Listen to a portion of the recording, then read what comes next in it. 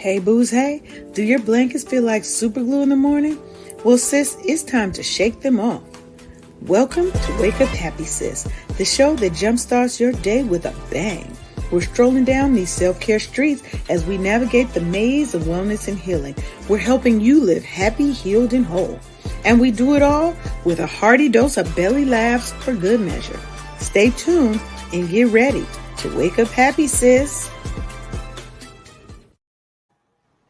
Hey, booze. Hey, it's your girl, Leanne Dulce, your Chief Self-Love Officer, and you're tuned in to Wake Up Happy Sis. We're live on KCCR The Brownstone and Brownstone Podcast Network. We are changing the narrative for our Black and Brown people because we're telling our stories our way. And today we've got an extra special treat. We're diving deep into the art of cultivating meaningful connections, and that's a topic that's close to my heart, okay?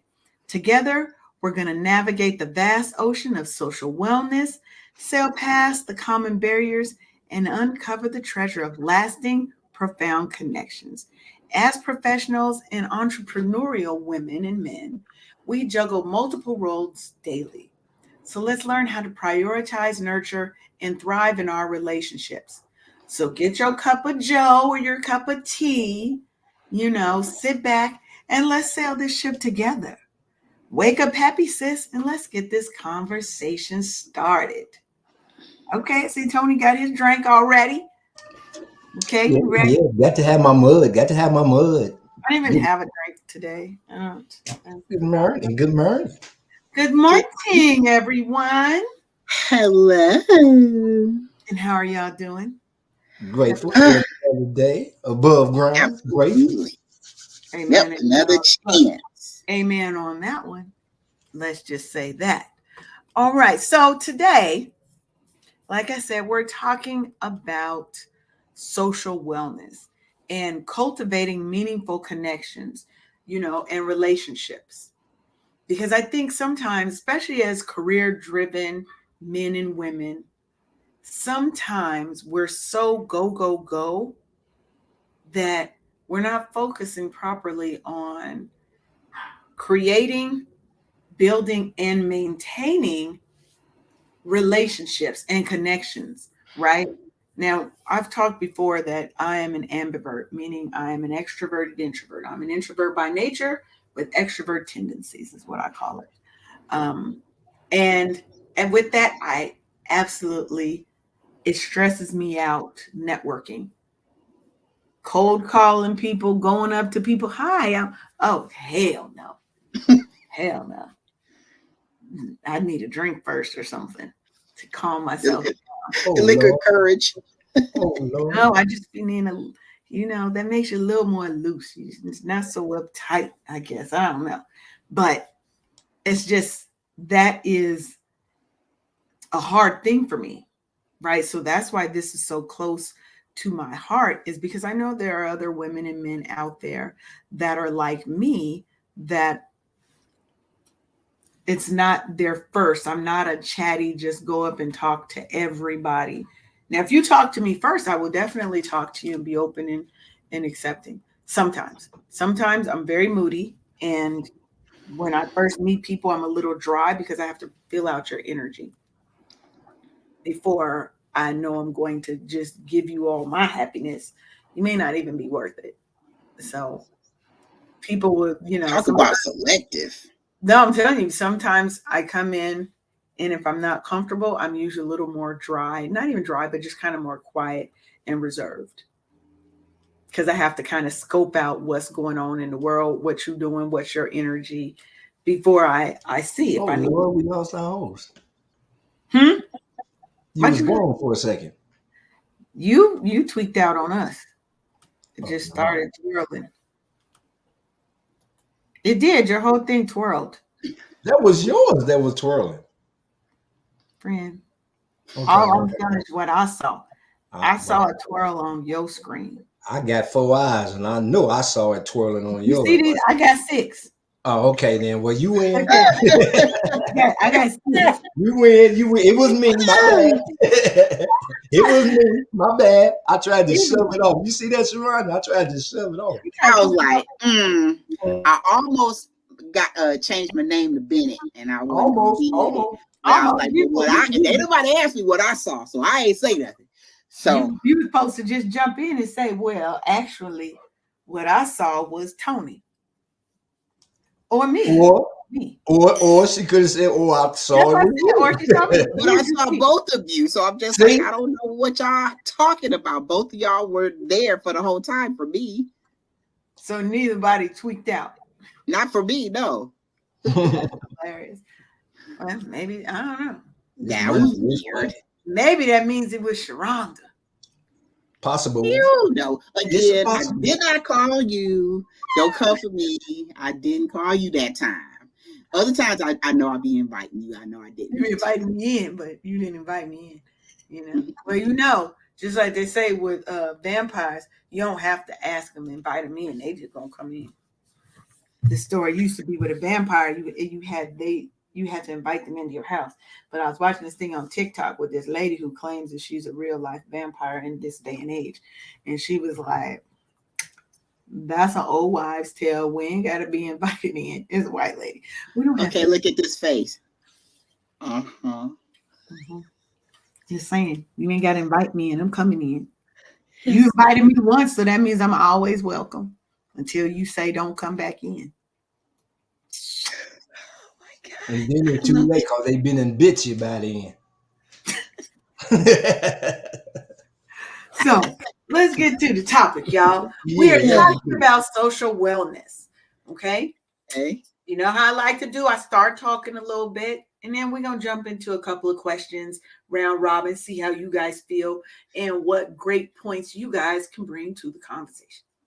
So social wellness is about building and maintaining healthy, supportive, and fulfilling relationships with those around us. It's more than just having friends or professional contacts. It's about creating deep, meaningful connections that enrich our lives and fuel our growth. Okay? And it plays a critical role in our overall well-being. It impacts our mental and emotional health, shapes our self-esteem, and influences our capacity to cope with stress. In essence, it's a cornerstone of a well-rounded self-care routine.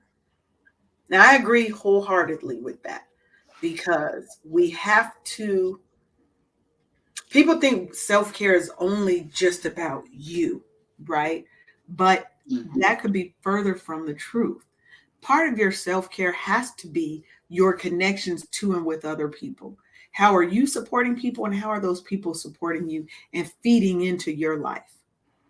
Right? Because sometimes we don't even have the energy or the capacity to express and show love to ourselves. And it could also mean that you're bypassing the a current connection that's nothing but negativity. It's like, you know what? I'm at 50%. I can't with you today because you're gonna take me back down to freaking 25 or 0. And so I just avoid. I love them dearly, but I was like, I cannot have you in my space in my head right now because I'm trying to get to 100%. You know, so that self-care could be avoiding people that are draining on you and mentally and stuff. So definitely. And seeking out those people who bring love and light to your life, right? Now, for professional Black women, social wellness means establishing a network of supportive relationships that not only provide emotional sustenance, that's a sexy word, sustenance, but also catalyze professional growth. It's about finding your tribe, your community that understands, encourages, and uplifts you. And I also like to add one thing, and they chest chuck you when you need to, right? When you need it. But they're the ones who are going to be like, Sharonda, you know you are the shit. They're the ones that you don't remember when you did this, this, and this, right? Why are you down on yourself? Yeah. Sometimes they just message you out the blue and be like, I just wanted you to know I love you and I was thinking of you. And it's all timely because, and it could be that way, like I forget who I am to myself. And it's like you just said, it's like, you know, about you. What are you tripping for? You have 100% success rate of getting through stuff, because we're here to talk about it and stuff. We're not, easily defeated when things don't go your way and stuff. You're here, and sometimes you forget. Oh my God, y'all, Tony, I don't know if you were on earlier, but you got to get this book called Outwitting the Devil by Napoleon Hill. 12 chapters, easy read. Oh my gosh, it's very enlightening, because sometimes, when I was just saying about sometimes when certain friends call on me and I'm at 50%, I avoid them, and I deal with them when I'm 100%, because if you're draining me and you try really hard to break me down to 75, and I'm fighting, I was like, no, I got to maintain this 100%. That's a part of self-care and stuff, in choosing you. And so with you trying to fight for your 100%, and they at 25% when they call you, I'm like, nah, I ain't got it for you today. I really don't have it for you today. And you have a choice to make in that situation. So I agree. So when we're talking about social wellness, how do you think social wellness actually can shape our self-care routine? Right? Incorporating people. And I think that's a good aspect of one aspect of it is that social wellness is also a barrier, a boundary creator as well, or enforcer, a boundary enforcer, right? That says, you know what? You got a lot of negative going on over there. Now is not the time for me to engage with you. Or it could be, and be okay with that.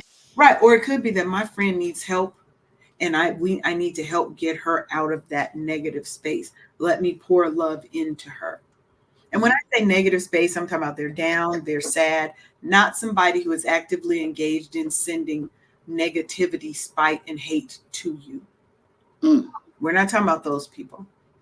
Those are the connections we need to break, because I think social wellness, and so as it pertains to your self-care, is also about breaking connections with those negative, nasty, snarky people. The ones who are supposed to be your friend, but every time you talk to them, they throw a little bit of shade at you. Right? It's like they say something nice, but it's a backhanded compliment. Pow! Like you cute for a dark-skinned girl. Oh my God. Oh, you look cute in that outfit for a big girl or something, Yeah, that's the shade part. And they're always looking at you kind of like, Not the judgmental look though. Yes, like, Well, I wouldn't choose that. Who asked you? Nobody asked you. Some people are really good at throwing negativity at people. And I like to look at self-care like a puzzle. Okay. You have different pieces that play a crucial part in that full picture. Your physical, your mental, your emotional resilience, right? But without that social wellness, there's a piece missing, right? Because that's a critical piece. Even without that financial wellness, there's pieces that may be missing. Each piece is needed to make up that whole picture. Your wellness is not just a one-dimensional thing.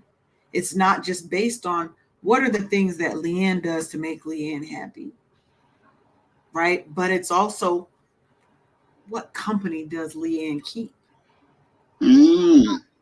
How do the connections that I make build me up? Do they tear me down? How am I nurturing those? And also, how am I disconnecting the ones that no longer serve me? We're always trying to keep those seasonal people around longer than they're supposed to be. Reasons, seasons, and lifetimes. Everybody is not a lifetime person. And we try so hard to keep a person that's supposed to be a seasonal because we're used to norms. I want to stay in this comfort zone, in this bubble. You can't grow staying in that bubble. You have to get uncomfortable to get to that next level. Right? So what about you, Tony? Okay. For me, I'm like, I look at it as there's bad negativity, and there's good negativity. You know what I'm saying? There's some good negativity. Good negativity to me is like that illustration you just gave with the person throwing the shade, right? Oh man, oh you sure look cute in that outfit if you wasn't so big. Now Oh, me, my comeback for that would be, you know what? Big people look good in this shit right here. It's you little motherfuckers that give us the shame. You know what I'm saying? oh, Yeah. Little See, shade. you fight negativity with negativity. That way, the next time that person approach you, they know how to come correct. Cause I don't have no filter. If you come at me, I'm coming at you. You know what I'm saying? What It's you're saying just is, like that. I'm just going to return the energy you give to me. What you giving me. I'm a mirror of I'm what you're giving me. girl, what I you was giving just me. saying There you that. go. You know what I'm saying? So I'm gonna give you a taste of what you just gave me and see how you feel with that info. You know what I'm saying? Mm, Now, if it don't feel right to you, imagine how I felt when you said it to me. how about that? So we got to hit those real. situations head on. You know what I'm saying? You know what? Self wellness is. I don't try to be 100% of nothing because that's perfection. There's never gonna be perfection. I might give you a strong 87, maybe 90. Maybe 90. Because off the top, I'm coming in the door with a 10% chip on my shoulder already. You feel what I'm saying? Because it's me against them. So I'm already coming in with that 10% chip. So anything that's knocking off that 10%, I got to protect that because that's mine. That's mine. So I got to protect that 10. That 90, that's covered. But that 10, that's my personal wellness. That's me. Like you said, Leanne, that's boundaries within boundaries. You just ain't gonna talk to me any kind of way, even at work.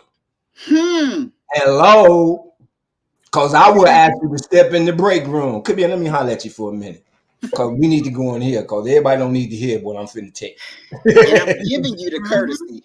Yeah. Everybody don't need to hear how I'm about to dress you up. There you go. You know what I'm saying? And see, I love my job. I ain't finna act a fool and get fired on the job because of your stupidity. You know what I'm saying? I'm finna pull you to the side, handle that business, and when you come back out that little break room or whatever with them act rights, after them act rights been thrown on you, then, we have an understanding. But see, you got to protect your happiness at all costs, man. Yes. I don't never let nobody see me sweat about nothing. About nothing. Because ain't nothing that you can call me that I ain't already called myself and removed it. Amen. It's called self-inventory. Real quick, let's do a little station identification. There you go. You are listening and tuned in to Wake Up Happy Sis Show on KCCR The Brownstone and the Brownstone Podcast Network, where we're telling our stories our way. Because who else is going to do it for us? Nobody. So let's listen. Look, if you guys are not down with the block party, I don't know where you've been because I talk about it every show. But go and listen to this commercial real quick and make sure you go on, head on over to Brownstone Worldwide and get those tickets. Y'all ready for the hottest event of the summer? Brownstone Worldwide and Exhale Central Georgia are throwing the block party of the year on August 4th, 2024. From 7 to 11 p.m. at the Mill at Dovedown, located at 315 West Solomon Street in Griffin, Georgia, Suite 400, we're going to be throwing the Gala Event Fundraiser of the Year to actually help 2 promising young women blaze their trail to college. So go ahead and join us for fantastic food, drinks, networking opportunities, music, fashion shows, and local vendors. Tickets are only $30 a person, y'all. We're also accepting donations and seeking sponsors to back this noble cause. So jump on board, click the link below, or dial 470-862-0313 for more details.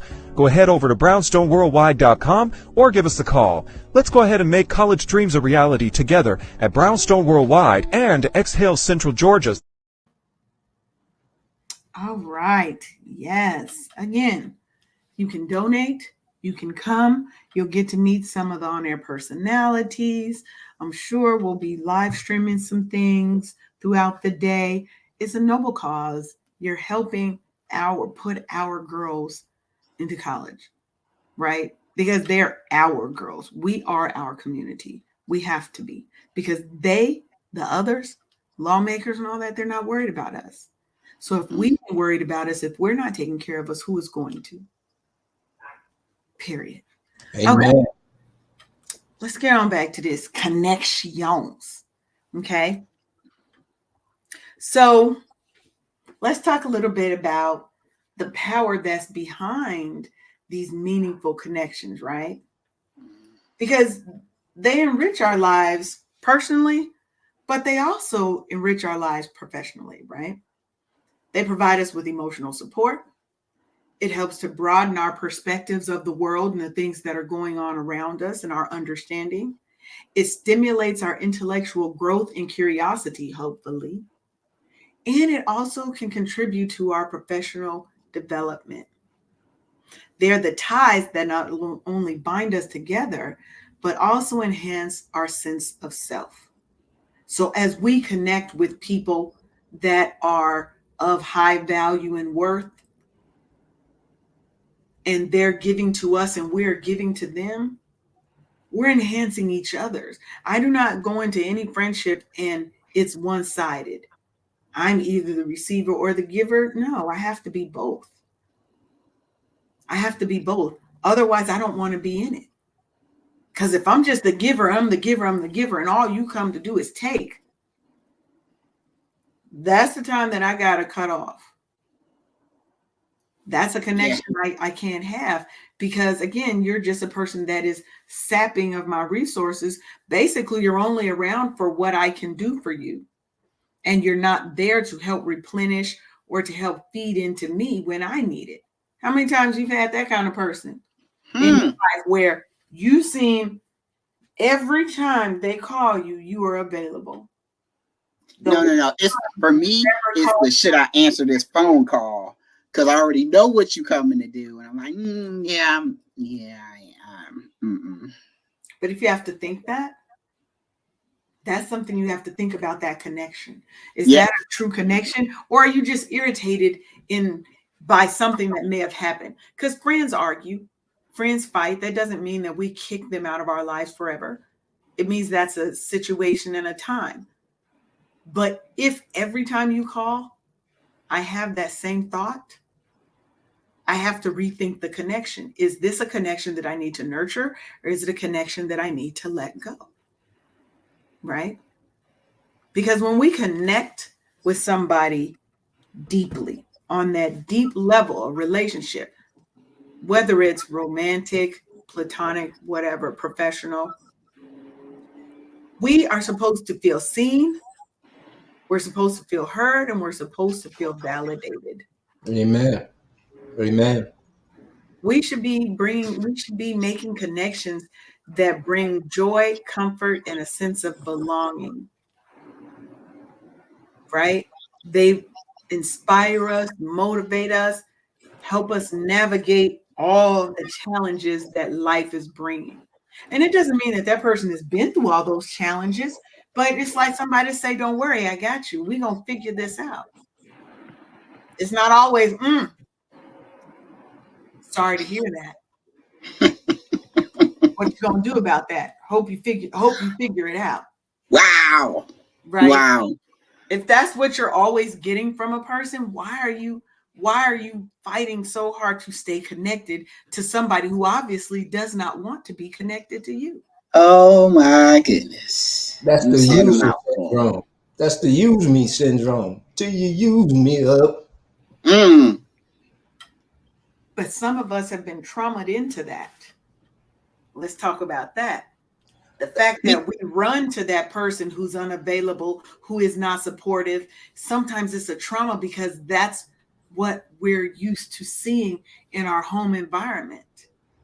If you had a parent who treated the other parent that way, and that's what you saw all the time, that aloofness, that toxicity, that narcissism, unfortunately, might be what you feel like you're drawn to because you're used to seeing it. That is your view. That Ooh. is your view of normal, right? That's what you think normal is. When he pop you upside the head once or twice, I just gotta stop making him mad. I know he gets mad when I do this, this, and this. Love ain't supposed to hurt. Friendship isn't supposed to hurt. And if you've got more pain than you have good times, sometimes we have to dig into our mental and see why we're allowing that pain to continue. Because the only thing we can control in that is us. We can't control how they treat us.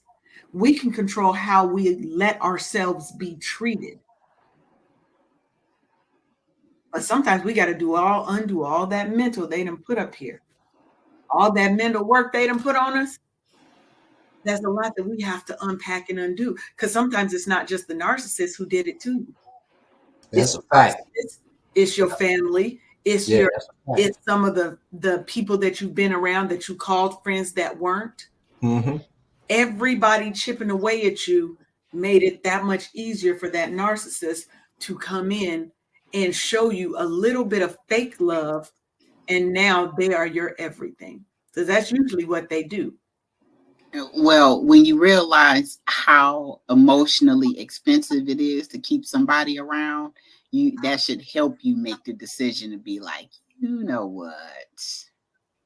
And you just become way less available.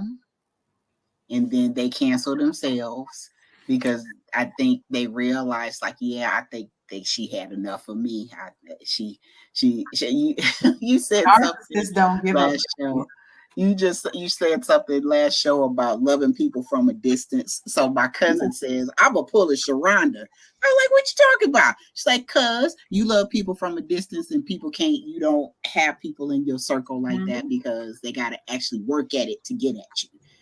Because you cost me too much one too many times, and I'm not here for this. And I love you, but I'm gonna be over here.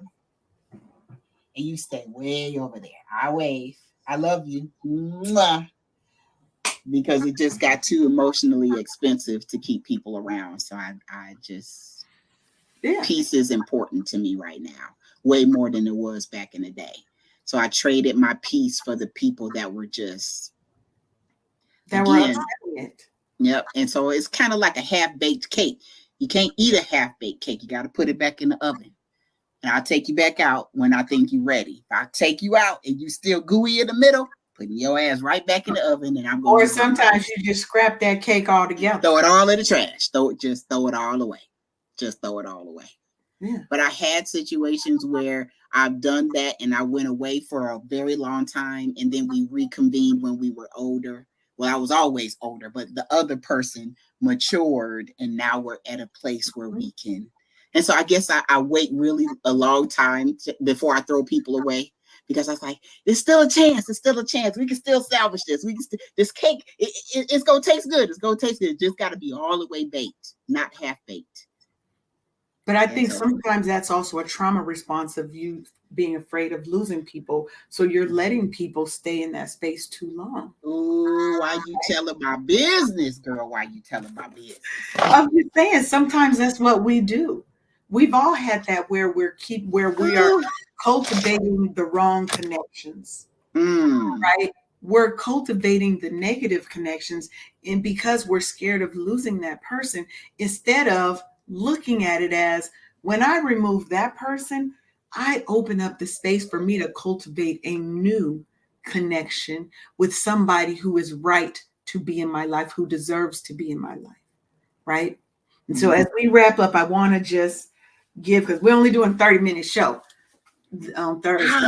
So. It just be getting good though. I know, but that's why they just got to keep coming back. You got to keep coming back. But I want to talk about a few strategies for cultivating meaningful connections. And then I'm going to ask you guys for one way that you personally look at nurturing and cultivating your close relationships. Okay.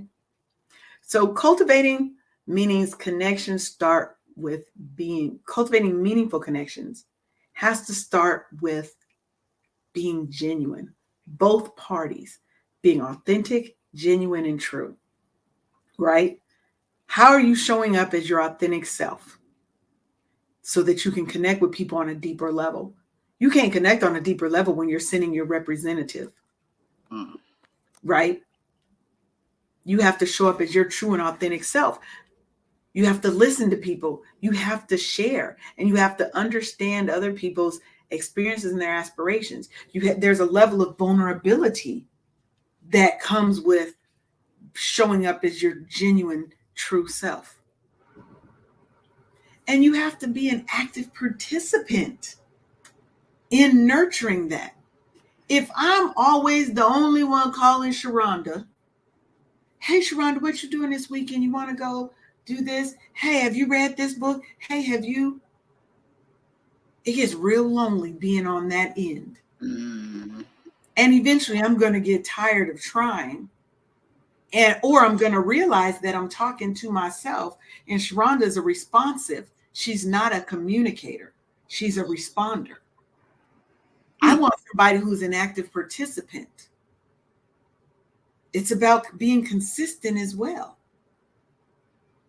I shouldn't be the only one reaching out. Sharonda got to reach out to me too sometimes. Say, Leanne, what are you doing? You know, what's going on? Right? That's how we nurture and build those. We have to contribute. We have to engage. We have to form relationships in spaces that align with our values and interests. So if Sharonda's off into some stuff that Leanne ain't into, and it goes again, and what the two things that we're into go against our values, that's probably a relationship we should not be cultivating. Right? Sharonda married, and I'm a cheater. And her husband knows I'm a cheater. So how is he going to start looking at Sharonda? Because Sharonda hangs out with me all the time. What they say about them birds and them feathers and all that kind of stuff? And you might be doing nothing. You might be out there trying to help me get my life together. Leanne, you can't do that. You can't what. But if we're not, that might be one of them instances that Sharonda's got to be like, you know what, Leanne, I love you. But again, I'm gonna love you from over here because you are doing things that can potentially put my relationships in jeopardy. And we're not going to have that. We're not going to have none of it. You got to protect your peace and protect your household. Absolutely. And sometimes you got to protect it from the people that you say you love or the people that claim that, that you're your friends, but they're not doing anything but being destructive either to themselves or potentially to you.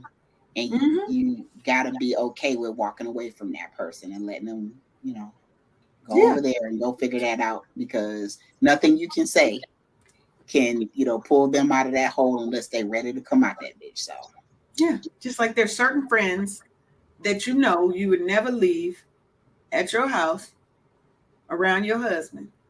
And there's certain friends that it's not even a question because you know who they are, 100% how they are, and they wouldn't expect to be at your house alone with your husband.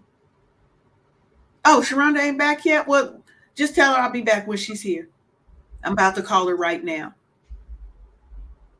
Now, if I do sit down in the house, he ain't where I'm at. I'm probably sitting in the kitchen. He off doing whatever the hell he's doing in his house. And I'm talking to her on the phone. Hey, girl, I just got here. You want me to go sit outside in the car until you get here? That's respect. Or I sit in my car. If my friend ain't there, I sit in the car until she gets there. I'm not going in the house because I already know where she at.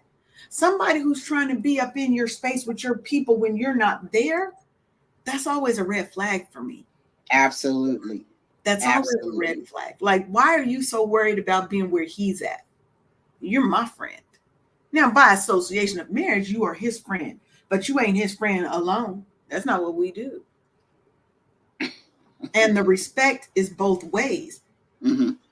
I wouldn't expect to be in a married person's house when she ain't there, and that's my friend. Because what you're there for. Why am I there? Now, unless we decorating for a party and it's a surprise party, then the husband supposed to be out with you somewhere, keeping you occupied while I do all the things here. See how those connections still ain't matching up? Because the respect is there, the love is there. I've put in the time and the effort to nurture this relationship with Sharonda, and I'm not going to do the things that are going to hurt it, because we have a mutual love and respect and honesty for each other, and we're showing up genuinely with each other. Sharonda know I'm a hot mess. She don't judge me. But I also don't do anything that puts Sharonda at harm or stresses out our friendship. Because part of that, cultivating that, is having a respect and a love and admiration for somebody else, and a desire to see them do well and not harm them. That's just my mind. What about you? What you think over there, Tony? You've been quiet a little bit. No, I'm just listening and and rubbing it in. See, with me, it's all about my self-integrity with me. Cause like I've always been one to, I don't go where I'm not invited.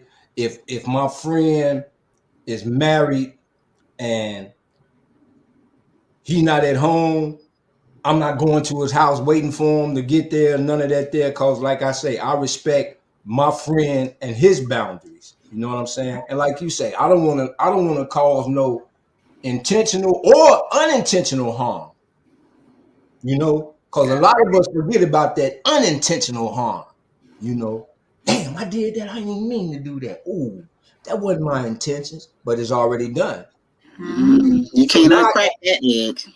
Yeah, and see, now I got to go and rectify that situation before I can even get to the root of And why. then it becomes weird. Yeah. Yeah. So it's all about your integrity. It's all about the hidden agenda of the other individual, because everybody have their own ulterior motives and hidden agendas. And until we get a whiff of what it is, you just got to keep your antennas up and be 100 with your response. That way, you can nip all that in the bud. Because like I tell all of my friends, if I'm your friend, I'm not going to do nothing to put you in no situation. And I hope you wouldn't do the same to me. That's You know right. what I'm saying? And that's how we build. Now, if you going to continue to be vexatious, I'm a firm believer in loving your ass from a distance, for real. Man, the Bible say I got to love you. It don't say nothing about like. It's a lot of the motherfuckers out there I do not like, period. Point blank, and I stay away from them. Because you can tell when you got your radar up, you can tell when a person ain't right. Your antenna, your intuition lets you know, hey, something ain't right with this. Trust your gut. Trust your gut, please, because it's always right. I hear people all the time tell me, man, I should have. Something told me. No, that was the spirit telling you, fool. Be aware. Listen, God always gives us an out. We just choose not to pay attention to it. And then we get caught up. If I shoulda, woulda, coulda, and it's too late. You know what I'm saying? So, man, just protect your peace. Put your hand out when you see that garbage coming. Woo, pump the brakes. I'm going to tell you this right now because I love you. If you coming at me with this negativity, push on, Flintstone. I ain't got time for it. I got enough of my own problems. Period. And we got to realize, man, once we, do that there, and then just look in the person and tell them, look, we didn't try everything. Now we finna try this. We all we got. So let's get together and act right. Amen. Amen. And what about you, Sharonda? What would be your tip around cultivating meaningful connections? Reason, season, and purpose, like you said before. Love on your people. Let them know how you appreciate them, because when you were stuck going through And during the time in my life, I was spending more of my awake hours with my coworkers than I was with my family members and stuff.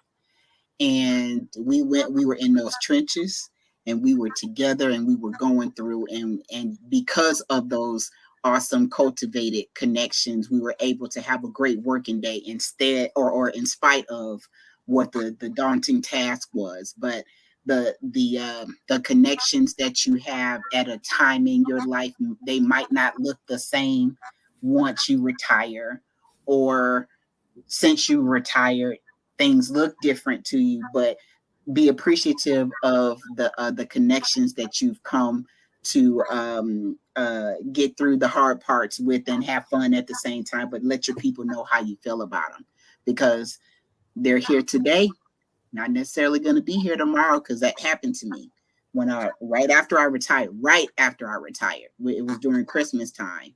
It was the four of us. It was the four amigos doing things, just, making it happen. We were just communicating for Christmas. He went out and went for a run the next day, and he came home and collapsed. It was devastating. So let your people know how you feel about them, because tomorrow is nobody is promised tomorrow. So in cultivating your relationships, my tip is to let your people know how you feel about them, because there might be a day when you won't get to say that. Amen.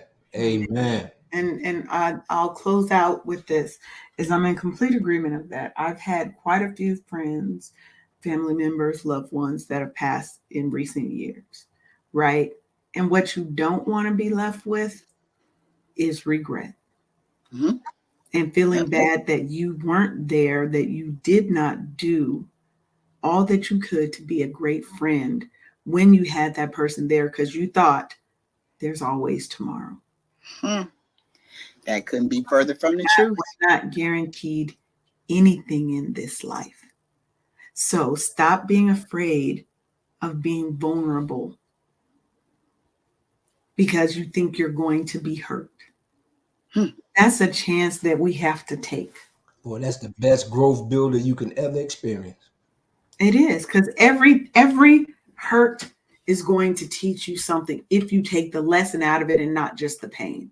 Absolutely. You have to take the pain and you have to take the lesson from it as well, to improve and to shore up your resilience and to help you become better for yourself. Again, we're not trying to improve ourselves for everybody else. We're improving ourselves for us, and they benefit from it because they get a happy, healed, and fulfilled person who cares about them, who wants to pour into their life the same way that I expect them to pour. Expect, not want, expect them to pour into mine. If that's not who you are, and that's not why you're here, that's fine. But just know that as soon as it comes to light, I will be gone. That's what we do. And that's our final thought of the show. We have voted 3 minutes over. We tried to do it 30. We're going to get us to a 30 minute, but it's okay. It's so, all right. Tony, tell them where they can find you. You can catch me every Saturday and Sunday night, 7 to 9 p.m. at KCCR Radio, the Brownstone, with that old school Eye of the Storm flow. And you can catch me for this last month. This is my last one at Spreaker.com after 20 years. I'm closing up shop over there, and I'm going to a new platform. I probably do Mixcloud and Twitch TV, but definitely Saturday and Sunday, 7 p.m. to 9 p.m. KCCR Radio, the Brownstone. Come and get your Eye of the Storm on. Yes. And Sharonda, what about you? You can find me at bookkeepingforlife.com. I'm on all platforms at Bookkeeping 101 LLC, and I'm here to get your books together. Yes. More money, more money, more money. And as always, you can connect with me everywhere, dulceandlay.com, or look up Wake Up Happy Sis. You will see the sexy bald head. You're gonna find me. I'm not that hard to find. So want to thank y'all for tuning in today. And as I always say, have the day you are meant to have. because you get to choose. It is completely up to you. So, with that, we will see you next Monday, where we're going to be talking about mastering your mind, a deep dive into minority mental health awareness. We get into that mental, baby. So, we'll talk to you later. Keep it popping, y'all. Thank you for tuning in for another episode of Wake Up Happy Sis on KCCR The Brownstone.